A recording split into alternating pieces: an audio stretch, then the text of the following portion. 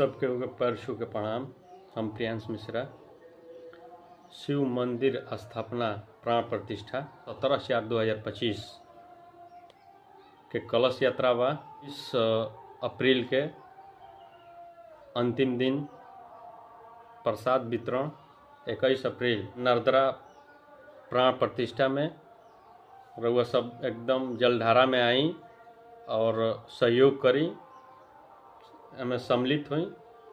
सबके उसे अनुरोध बा, ग्रामवासी क्षेत्रवासी जे भी जनता जनार्दन बा 17/4/2025 के सुबह 6 बजे से कलश यात्रा बा और समापन 21 अप्रैल 2025 के प्रसाद वितरण हुई।